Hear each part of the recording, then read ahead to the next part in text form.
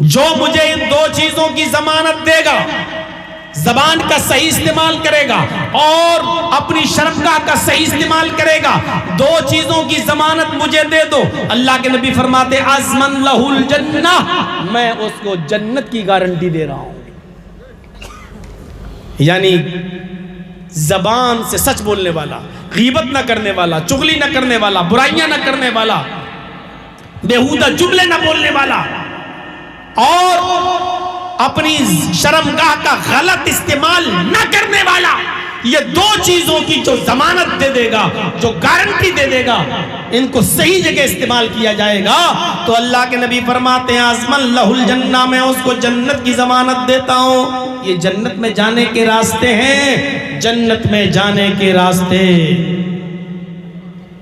اللہ کے نبی ایسے ہی بیٹھے ہوئے تھے مجلس میں، صحابہ بیٹھے تھے، آپ نے فرمایا من اصبح منکم اليوم صائما، آج کسی نے روزہ رکھا ہے؟ تم میں سے کوئی ہے جو روزہ رکھے ہو؟ نفلی روزہ۔ ابو بکر صدیق اٹھے، کہا اللہ کے رسول میں ہوں، میں نے روزہ رکھا ہے نفلی، میں روزے سے ہوں۔ اللہ کے نبی صلی اللہ علیہ وسلم نے فرمایا من اطعم منکم اليوم مسکینا، تم میں سے کوئی ہے جس نے آج کسی مسکین کو کھانا کھلایا ہو، جس نے کسی بھوکے کو کھانا کھلایا ہو؟ ابو بکر صدیق دوبارہ اٹھتے ہیں، کہتے ہیں کہ اللہ کے رسول میں نے آج ایک بھوکے کو کھانا بھی کھلایا، میں ہوں، میں نے آج بھوکے کو کھانا بھی کھلایا، یعنی میں روزے سے بھی ہوں اور میں نے بھوکے کو کھانا بھی کھلایا۔ اللہ کے نبی نے کہا اچھا بیٹھ جاؤ۔ پھر آپ نے پوچھا من عاد منکم اليوم مریضا، تم میں سے آج کوئی کسی مریض کو دیکھنے گیا، اس کے گھر عیادت کرنے گیا؟ اگر اسپتال میں بھرتی ہے تو کوئی اسپتال میں اس کی عیادت کرنے گیا؟ تم میں سے کوئی ہے جو کسی مریض کی عیادت کرنے گیا ہو؟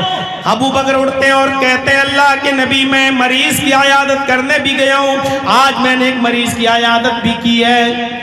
اللہ کے نبی صلی اللہ علیہ وسلم نے آخری سوال کیا من تبع منکم اليوم جنازتن، تم میں سے کوئی ایسا بھی ہے جو آج کسی جنازے کے پیچھے پیچھے قبرستان تک گیا ہو، یعنی مٹی تک اس کے ساتھ رہا ہو، گھر سے اس کا جنازہ اٹھا ہو، نماز جنازہ میں شامل ہوا ہو اور قبرستان تک اس کی مٹی کے ساتھ ساتھ گیا ہو اور قبر میں دفن کرنے تک اس کے ساتھ رہا ہو؟ تم میں سے کوئی ایسا ہے جو کسی جنازے کے پیچھے پیچھے چلا ہو؟ ابو بکر چوتھی بار اٹھتے اور کہتے ہیں کہ اللہ کے نبی میں آج ایک مٹی میں بھی شامل ہوا، کسی کا جنازہ تھا، میں نے نماز جنازہ بھی پڑھائی اور اس کو قبر میں بھی اتارا اور مٹی بھی دی۔ آپ نے فرمایا جس کے اندر یہ چار خوبیاں پائی جائیں گی، یعنی جو نفلی روزہ بھی رکھتا ہو، جو بھوکے کو کھانا بھی کھلاتا ہو اور جو مریض کی عیادت بھی کرتا ہو اور جو جنازے کے پیچھے پیچھے چل کر قبرستان تک جاتا ہو، جس کے اندر یہ چار نیکیاں جمع ہوں گی، مجتمعنا فی امرین، جس شخص کے اندر یہ چاروں خوبیاں جمع ہو جائیں دخل الجنہ، ایسا آدمی جنت کے اندر داخل ہوگا، یہ جنتی ہے، یہ جنت کے اندر جائے گا۔ میرے بھائیوں، یہ جنت میں جانے کے راستے ہیں جس کے بارے میں قرآن کہتا ہے وَجَنَّتٍ، مغفرت کی طرف دوڑو اور اس جنت کو پانے کے لیے دوڑو جس کا رقبہ طول اور زمین و آسمان کے برابر ہے۔ وَجَنَّتٍ، اور اس جنت کی طرف بھی دوڑو، اس جنت کو پانے کی کوشش کرو۔ عرضها السماوات والارض، جس جنت کا رقبہ، جس جنت کا طول و عرض، جس جنت کی لمبائی اور چوڑائی زمین و آسمان کے برابر ہے، زمین اور آسمان کے برابر۔ زمین کی کوئی انتہا نہیں، آسمان کی کوئی انتہا نہیں، اس کا مطلب یہ ہے کہ جنت کی بھی کوئی حد نہیں۔ سب سے کمتر درجے کے جنتی کو بھی جس کے پاس سب سے کم نیکیاں ہوں گی، ارے دنیا میں کوئی تو ایسا ہوگا، اللہ کے نبی کے زمانے سے لے کر قیامت تک پیدا ہونے والے لوگوں میں کوئی ایسا ہوگا جس نے سب سے کم نیکیاں کی ہوں گی، اور اس کو جب جنت ملے گی اس نے شرک نہیں کیا ہوگا، تو سب سے کم تر درجے کے جنتی کو بھی جنت میں جو جگہ ملے گی اس جگہ کے بارے میں بخاری کی یہ روایت پڑھی ہے میرے بھائیوں جنت میں جانے والا سب سے کمتر درجے کا جو جنتی ہوگا، اس جنتی کو جو سب سے کم جگہ ملے گی، وہ جگہ کتنی ہوگی؟ ایک آدمی گھوڑے پر بیٹھ کر سفر کرے، ایک آدمی گھوڑے پر بیٹھ کر سفر کرے اور ابھی سفر کیا، 100 سال تک اس کا گھوڑا دوڑتا رہے، 100 سال تک اس کا گھوڑا چلتا رہے، 100 سال تک اس کا گھوڑا دوڑ لگاتا رہے، نان اسٹاپ، بیچ میں کھانے کے لیے نہ رکے، پانی پینے کے لیے نہ رکے، پیشاب کرنے کے لیے نہ رکے، لید کرنے کے لیے نہ رکے، 100 سال تک وہ گھوڑا دوڑتا رہے اور کہیں بیچ میں 1 منٹ کے لیے بھی سستائے نہیں، رکے نہیں۔ 100 سال کے بعد وہ جہاں رکے گا، 100 سال کے بعد وہ گھوڑا جہاں رکے گا، اتنی جگہ اس کو ملے گی جس نے دنیا میں سب سے کم نیکیاں کی ہوں گی، اور جو سب سے کم درجے کا جنتی ہوگا، یہ اتنی جگہ اس جنتی کو ملے گی جو سب سے کم درجے کا جنتی ہوگا۔ اب سوچو، عقل میں نہیں آتی ہے نا، یہ عقل میں آتی نہیں ہے۔ ارے جہاں عقل کام کرنا بند کر دیتی ہے، وہیں تو قرآن اور حدیث کے علم کی ضرورت پڑتی ہے۔ بھئی آپ کی عقل کام کرے نہ کرے، لیکن یہ ضروری نہیں کہ آپ کی عقل جو کام کر رہی ہے وہی بس مانی جائے گی، اور جو عقل میں نہ آئے اس کو، ہماری عقل محدود ہے۔ جیسے ہم یہاں بیٹھے بیٹھے چند چیزیں دیکھ سکتے ہیں، اس وقت دلی، بمبئی، کلکتہ نہیں دیکھ سکتے ہیں، امریکہ اور لندن نہیں دیکھ سکتے ہیں، کیونکہ ہماری آنکھوں میں وہ طاقت ہی نہیں ہے۔ اسی طریقے سے ہم اپنی عقل سے محدود چیزیں سوچ سکتے ہیں اور سمجھ سکتے ہیں، ہر چیز سمجھنے کی طاقت ہمارے دماغ کے پاس نہیں ہے۔ جیسے ہم جرجیت صاحب بول رہے ہیں، وہ سن رہے ہیں دلی میں ہنگامہ ہو رہا، وہ نہیں سن رہے، بمبئی کا ہنگامہ نہیں سن رہے ہیں، کلکتہ کا ہنگامہ نہیں سن رہے ہیں۔ ہمارے کان میں اتنی طاقت ہی نہیں ہے کہ جو دلی بمبئی کی آواز یہاں تک سن سکیں۔ اسی طریقے سے ہمارے دماغ کے پاس وہ طاقت ہی نہیں ہے جو ساری چیزیں سمجھ سکیں۔ دماغ سے وہ کام لو جو دماغ کے لائق ہے، اس کے اوپر کا مت سوچو۔ دنیا کی ہر چیز اللہ نے پیدا کی، یہ ٹھیک ہے، آپ کا دماغ اس چیز کو سوچ سکتا ہے۔ دنیا میں کوئی بھی چیز آئی ہے اس کا بنانے والا کوئی ہے، اور ساری کائنات کا خالق اللہ ہے۔ آپ کا دماغ یہ سوچ رہا، بالکل ٹھیک، لیکن اس کے بعد اگر آپ نے یہ سوچا پھر اللہ کا خالق کون ہے، اللہ کو کس نے پیدا کیا ہے، اب آپ اپنی عقل سے وہ کام لے رہے ہیں جس کے لیے عقل ہے ہی نہیں۔ اب آپ اپنی عقل سے وہ کام لے رہے ہیں جو آپ کی عقل کا دائرہ نہیں ہے۔ سونا تولتے ہیں نا ترازو پر، گولڈ، کتنی چھوٹی ترازو ہوتی ہے، اس پہ آپ سونا جب تولتے ہیں نا، 10 گرام 20 گرام 50 گرام سونا تولتے ہیں۔ اب آپ کا یہ سونا تولنے والی ترازو ہے، سونا تولیں گے تو ٹھیک، لیکن اسی کی اوپر لے آئیے آپ جھارکھنڈ کا ایک بہت بڑا پہاڑ اٹھا کے توڑ کے لائیے اور اس ترازو پہ رکھ دیجئے، تو اس ترازو کا حال کیا ہوگا؟ ٹوٹ جائے گی۔ کیوں؟ کیونکہ وہ ترازو اس کے لیے بنائی نہیں گئی ہے۔ آپ اس پر وہ چیز تول رہے ہیں جس کے لیے وہ ترازو ہے ہی نہیں۔ آپ کی عقل اس کے لیے ہے ہی نہیں۔ آپ یہ سوچیں اللہ کو کس نے پیدا کیا، آپ کی عقل یہ سوچنے سمجھنے کے لیے پیدا ہی نہیں کی گئی ہے، اور آپ کی عقل کے پاس وہ طاقت ہے ہی نہیں۔ اس لیے آپ اپنی عقل سے وہ کام مت لیجئے جس کے لیے عقل بنائی نہیں گئی۔ کمپیوٹر میں ہر چیز فٹ ہے، جو چیز فٹ ہے وہی بتائے گی۔ آج امریکہ میں کتنی گرمی پڑی بتا دے گی، کل کتنی پڑی بتا دے گی، ساری چیزیں آپ جو بھی اس میں فٹ آپ ڈالیں گے وہ بتا دے گا۔ لیکن کمپیوٹر سے سوال کرو کہ میرے باپ مر گئے، وہ جنت میں جائیں گے یا جہنم میں، کمپیوٹر کیا جواب دے گا؟ الٹا بلکہ غلط جواب دے دے گا۔ کیوں؟ کیونکہ کمپیوٹر اس کے لیے ہے ہی نہیں۔ آپ کی عقل کا بھی یہی مسئلہ ہے، آپ اپنی عقل سے وہ کام لیجئے جس کے لیے عقل بنائی گئی، اور جہاں عقل کام کرنا بند کر دیتی ہے وہاں قرآن کے علم کی ضرورت پڑتی ہے، کیونکہ حصول علم کا تیسرا ذریعہ قرآن ہے، اللہ کے نبی کی حدیث ہے۔ میرے بھائیوں، جہاں عقل کام کرنا بند کر دیتی ہے وہاں کا علم بتاتا ہے قرآن۔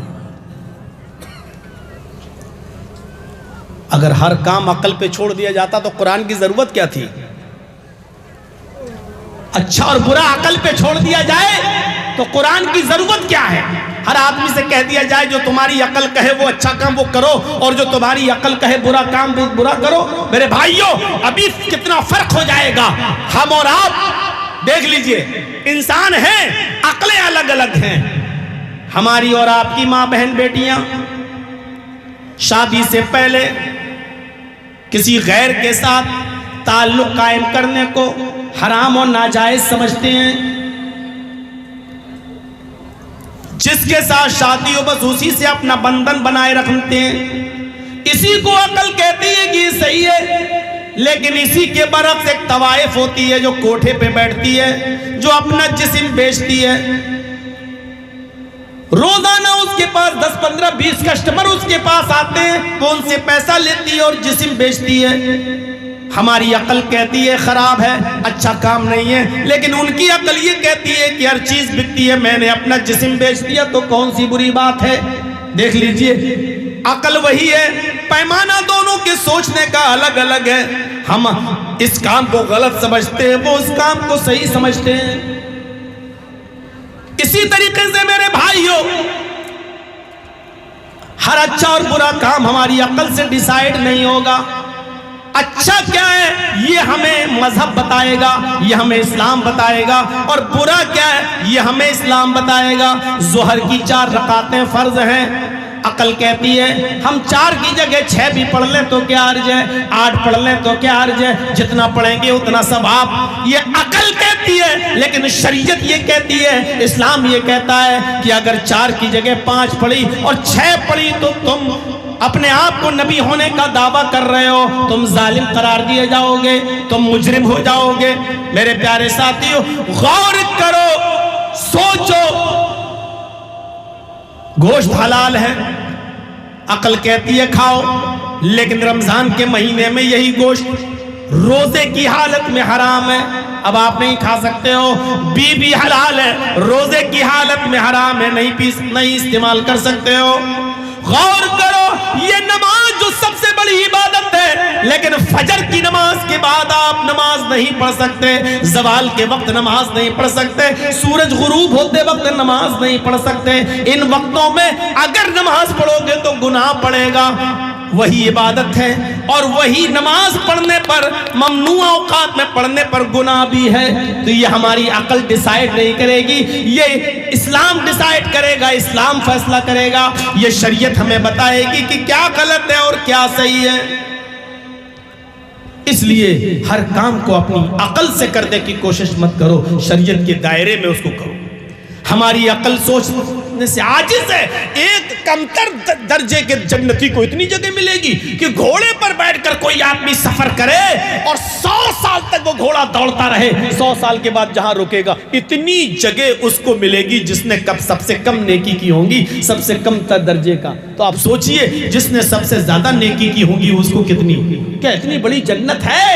ارے جنت کی نعمتوں کے بارے میں اللہ نے صرف اتنا کہہ دیا ہے، کوئی جان ہی نہیں سکتا، نہ کسی آنکھ نے دیکھی، نہ کسی دل پر اس کا اثر ہوا، نہ کسی دماغ میں اس کا وہم و تصور آیا۔ جب یہ کہہ دیا تو اس کا مطلب یہ ہے کہ جنت کی نعمتوں کے بارے میں ہماری عقل سوچ نہیں سکتی، ہماری آنکھیں دیکھ نہیں سکتی، اس کا وہ ہمارے چشم تصور سے بالاتر ہے، بہت دور ہے۔ میرے بھائیوں، بس ہمارا کام ہے ایمان لانا، ہمارا کام ہے ایمان لانا۔ لیکن جنت میں جانے کے راستے بتاتے ہوئے اللہ کے نبی صلی اللہ علیہ وسلم فرماتے ہیں کہ جنت میں تم جانے کے لیے کیا کرو، بہت آسان بھی ہے، بہت آسان ہے۔ وضو بناؤ اور اچھی طریقے سے وضو بناؤ۔ ما منکم من احد یتوضا فیحسن الوضو، تم میں سے جس نے وضو بنایا اور اچھی طریقے سے وضو بنایا، وضو کو وضو کی طرح، ثم قال، اور وضو بنانے کے بعد جس نے یہ دعا پڑھ لی، اشہد ان لا الہ الا اللہ واشهد ان محمدا عبده ورسوله. بس اتنی سی دعا. ترمذی میں یہ بھی آیا ہے اللہم اجعلنی من التوابین واجعلنی من المتطہرین. اس کو بھی علماء نے حسن قرار دیا ہے. اگر یاد ہے پڑھ سکتے ہو پڑھ لو، اور اگر نہیں پڑھ سکتے ہو تو کوئی بات نہیں، اتنی دعا پڑھ لو. اشہد ان لا الہ الا اللہ واشہد ان محمدا عبدہ ورسولہ. مسلم شریف میں اتنی دعا آئی ہے. اللہ کے نبی فرماتے ہیں دیکھیے جنت کتنی آسان.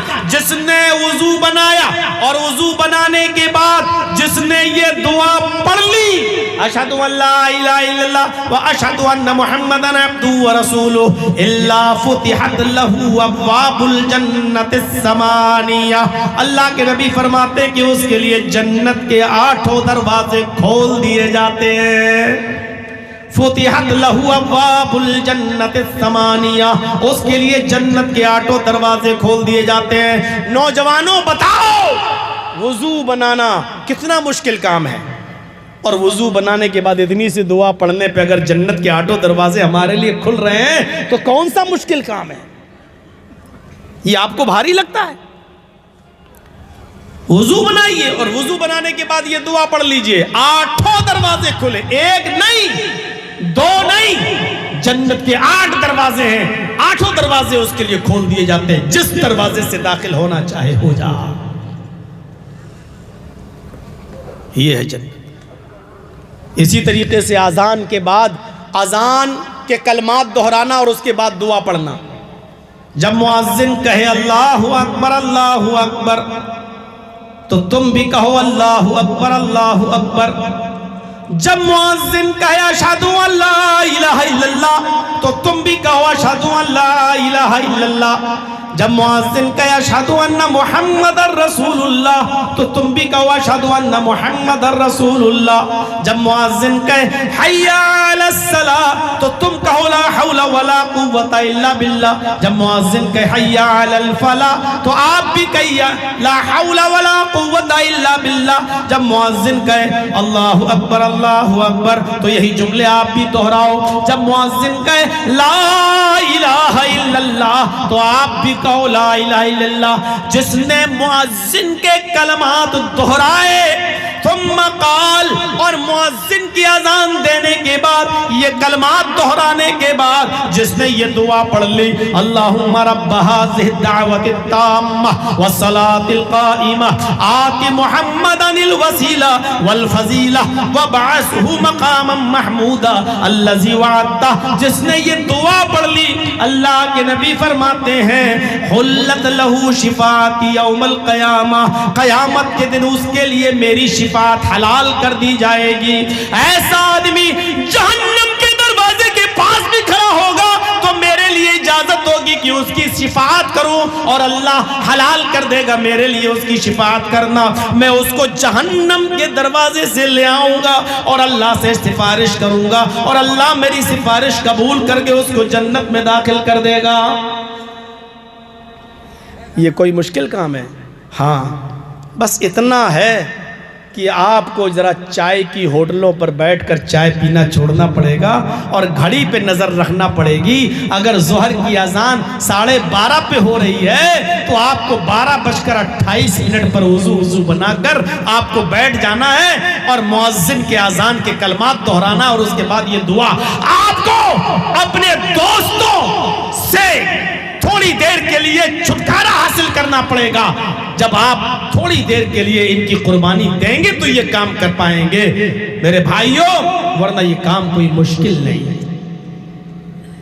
کہاں مشکل ہے یہ کام؟ ہماری ماں بہنیں آئی ہیں، سنیں، ان کے لیے بھی جنت کا دروازہ بتایا گیا ہے. المرأۃ اذا صلت خمسها وصامت شہرا وَأَحْسَنَتْ فَرْجَهَا وَأَطَاعَتْ بَعْلَهَا فَلْتَدْخُلْ مِنْ أَبْوَابِ الْجَنَّةِ شَاءَتْ. رواہ احمد فی مسندی. مسند احمد کی الفاظ اللہ کے نبی صلی اللہ علیہ وسلم نے فرمایا جو عورت 5 وقت کی نماز پڑھتی ہو، جو عورت 5 وقت کی نماز پڑھتی ہو، وَصَامَتْ شَهْرًا، رمضان کے پورے مہینے کے روزے رکھتی ہو، وَأَحْسَنَتْ فَرْجَهَا، اور اپنی شرمگاہ کی حفاظت کرتی ہو، یعنی اپنے شوہر کے علاوہ کسی غیر کے سامنے اپنی شرمگاہ پیش نہ کرتی ہو.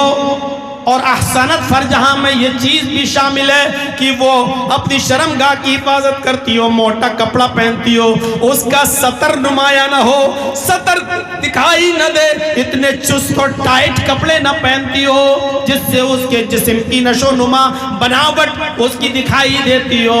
وہ احسنت فرجہا، جو اپنی شرمگاہ کی اور سطر کی حفاظت کرنے والی ہو. وہ اطاعت بعلہا، اور اپنے شوہر کی اطاعت، خدمت و فرما برداری کرنے والی ہو، اس کا دل نہ توڑتی ہو، وہ جو کہے اس کو بحسن خوبی بجا لاتی ہو، خوشی خوشی اس کام کو کر دیتی ہو. اپنے شوہر کی اطاعت و فرما برداری میں کسی کوئی کمی نہ کرتی ہو. ایسا یہ جو 4 کام کر لے جو عورت، اللہ کے نبی فرماتے ہیں 4 کام: 5 وقت کی نماز پابندی سے پڑھنا، رمضان کے پورے مہینے کے روزے رکھنا، اپنے سطر کی اور شرمگاہ کی حفاظت کرنا، اور اپنے شوہر کی اطاعت و فرما برداری کرنا. یہ 4 کام جو عورت کرتی ہو، اللہ کے نبی فرماتے ہیں جنت کے 8 دروازوں پر فرشتے قیام بیٹھے ہوں گے اور اس عورت سے کہہ رہے ہوں گے فَلْتَدْخُلْ مِنْ أَيِّ أَبْوَابِ الْجَنَّةِ شَاءَ، تیرے لیے جنت کے 8 دروازے کھلے ہوئے ہیں،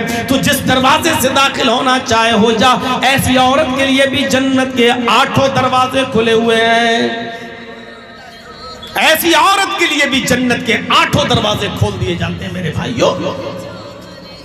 اور ایک حدیث آپ کے اس جلسے کے تعلق سے، جو مسجد کے تعلق سے ہو رہا ہے، اللہ کے نبی نے فرمایا من بنا للہ مسجدن بن اللہ لہو بیتن فی الجنہ.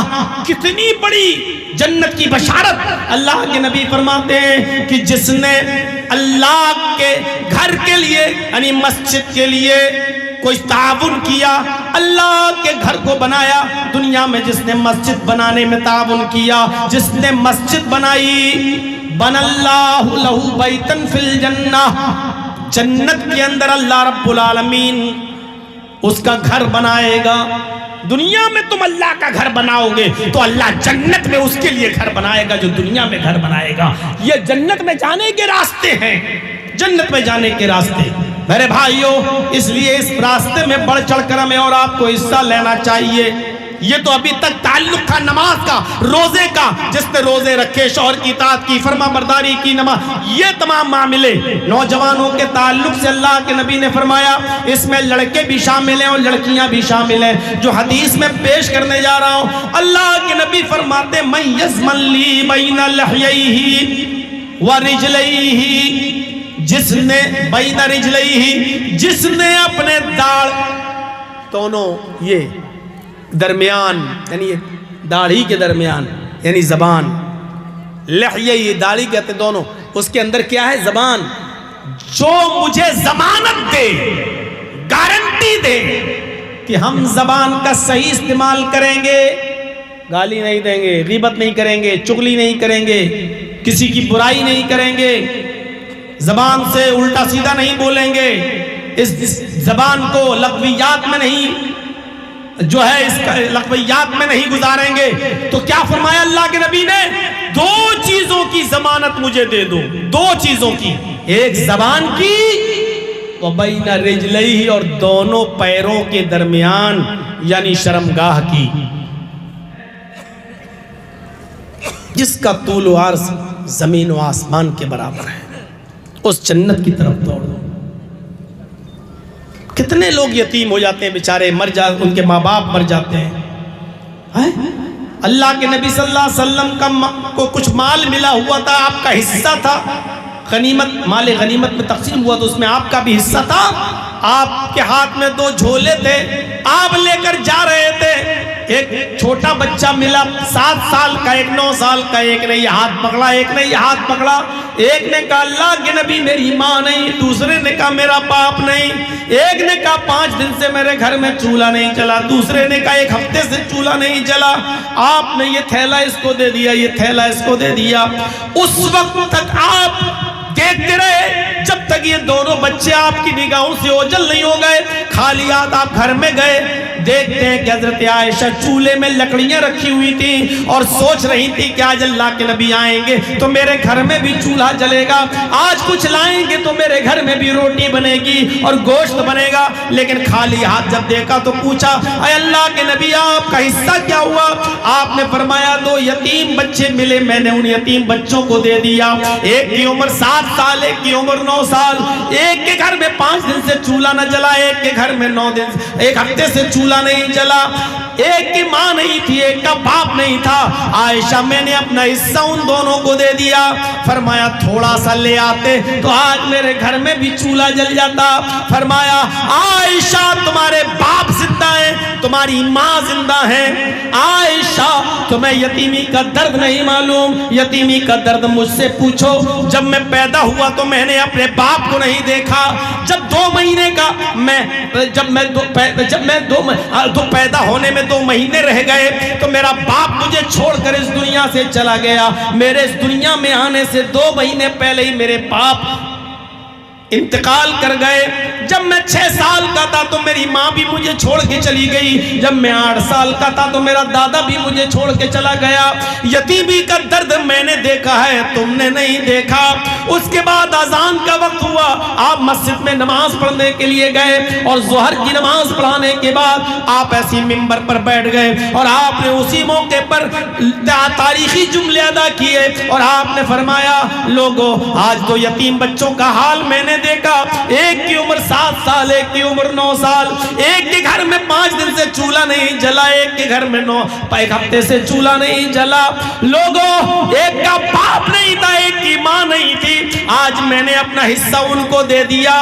سنو انا وکافل الیتیمی فی الجنت کہاتین، میں اور یتیم کا پرورش کرنے والا، میں اور یتیم کو پالنے والا، میں اور یتیم کے سر پہ ہاتھ پھیرنے والا، میں اور یتیم کو کھلانے پلانے والا، ان کی پرورش کرنے والا، قیامت کے دن دونوں جنت میں ایسے ہوں گے جیسے یہ دونوں انگلی ملی ہوئی ہیں، یعنی وہ میرا پڑوسی بن کر رہے گا جو یتیموں کے سر پہ ہاتھ پھیرے گا، یتیموں کا خیال رکھے گا۔ آپ نے یتیموں کی پرورش اور ان کو کھلانے پلانے کی والے کو اپنا پڑوسی بتایا ہے کہ وہ جنت میں میرا پڑوسی بن کر رہے گا۔ یا تو یتیموں کا حق بھی مارنے کے بارے میں پلاننگ ہوتی ہے اور منصوبے ہوتے ہیں۔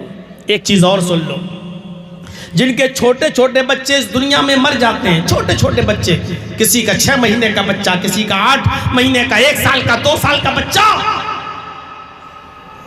5 سال تک، 7 سال تک جو بچے چھین لیے جاتے ہیں، انتقال کر جاتے ہیں، اور جن کے انتقال پر ان کے ماں اور باپ نے صبر کیا، قیامت کے دن یہ بچے اپنے ماں باپ کی سفارش کریں گے۔ اللہ کے نبی فرماتے ہیں صغارہم دعامیس الجنہ، جن کے چھوٹے چھوٹے بچے دنیا میں چھین لیے جاتے ہیں، ان کی روحیں جنت کے اندر بے روک ٹوک گھومتی رہتی ہیں۔ قیامت کے دن جب حساب و کتاب ہوگا، ان کے ماں باپ کو جہنم میں پھینکا جائے گا، جاؤ تم نے دنیا میں برے کام کیے، بدعمل تھے، اے فرشتوں ان کو جہنم کے اندر پھینک دو۔ جب یہ ماں باپ جہنم کے کنارے پہنچ جائیں گے تو اللہ کہے گا رک جاؤ، ان کو جہنم میں ڈالنے سے پہلے ان کے بچوں سے ان کو ملوا دو، ہم نے ان کے چھوٹے چھوٹے بچے ان سے دنیا میں چھینے تھے جو جنت میں بے روک ٹوک گھوم رہے ہیں، ان کو لے کر آؤ اور ایک مرتبہ ان کے ماں باپ سے ان کو ملا دو۔ حکم ہوگا ان کے بچوں کو لاؤ اور ان کے ماں باپ سے ان کو ملا دو تاکہ کوئی شکایت باقی نہ رہے۔ ان بچوں کو فرشتے لے کر آئیں گے اور ان کے ماں باپ سے ملائیں گے، ابھی ماں باپ سے مل رہے ہوں گے یہ بچے اور خوش ہوں گے، اتنے میں حکم ہوگا کہ چلو ملاقات کا وقت ختم ہے، ان بچوں کو جنت میں ڈال دو، ماں باپ کو جہنم میں۔ جب بچے چھوٹے چھوٹے یہ سنیں گے کہ میرے ماں باپ کو جہنم میں ڈالا جا رہا ہے، جہنم میں ڈالا جا رہا ہے، فَيَأْخُذُ بِنَاحِيَةِ ثَوْبِهِ، وہ چھوٹے چھوٹے بچے اپنے ماں باپ کے دامن کو پکڑ لیں گے، ان کے جو کپڑے جو پیچھے کا قمیص ہوگی اس کو پکڑ لیں گے، يَأْخُذُ بِنَاحِيَةِ ثَوْبِهِ، ان کے کپڑے کو پکڑ لیں گے، لَمْ يُفَارِقْهَا، پھر اس کو چھوڑیں گے نہیں، پھر اس دامن کو چھوڑیں گے نہیں، فرشتے چھڑائیں گے لیکن یہ بچے اپنے ماں باپ کے دامن کو نہیں چھوڑیں گے، اور اللہ سے کہیں گے اے اللہ دنیا میں بھی تو نے مجھے میرے ماں باپ سے دور کیا، اور آج بھی تو مجھ سے میرے ماں باپ کو دور کر رہا ہے، اگر تجھے یہاں بھی مجھ کو میرے ماں باپ سے مجھے دور کرنا تھا تو دنیا میں تو نے مجھ سے مجھے کیوں چھینا؟ مجھے میرے ماں باپ کا پیار دنیا میں بھی نہیں ملا، اور یہاں پر بھی تو مجھے میرے ماں باپ سے دور کر رہا ہے، اے اللہ یہ تیرا کیسا انصاف ہے؟ دنیا میں بھی تو نے مجھے ماں باپ نہیں دیے اور آخرت میں بھی تو مجھ سے ماں باپ چھین رہا ہے، اے اللہ دنیا میں اگر تو نے مجھے چھینا تھا ماں باپ سے دور کیا تھا تو یہاں تو مجھے میرے ماں باپ سے دور نہ کر۔ اللہ ان چھوٹے چھوٹے بچوں کی اس التجا کو قبول فرمائے گا اور حکم ہوگا اے فرشتوں ان کے ماں باپ کو بھی ان بچوں کے ساتھ جنت کے اندر داخل کر دو، ان کے ماں باپ کو بھی لے جاؤ اور جنت کے اندر ان بچوں کو کے ساتھ ان کے ماں باپ کو بھی داخل کر دو۔ وہ چھوٹے چھوٹے بچے جن کو دنیا میں چھین لیا گیا قیامت کے دن اپنے ماں باپ کی سفارش کریں گے اور اللہ ان کی سفارش کو قبول کر کے ان کے ماں باپ کو جنت کے اندر داخل کر دے گا، ماں باپ کو جنت کے اندر بھیج دے گا، لیکن شرط یہی ہے کہ ان ماں باپ نے صبر کیا ہوگا اور واویلا نہیں مچایا ہوگا، چیخے نہیں ہوں گے، چلائے نہیں ہوں گے اور ماتم نہیں کیا ہوگا۔ میرے بھائیوں یہ رہی میرے 1.5 گھنٹے کی تقریر۔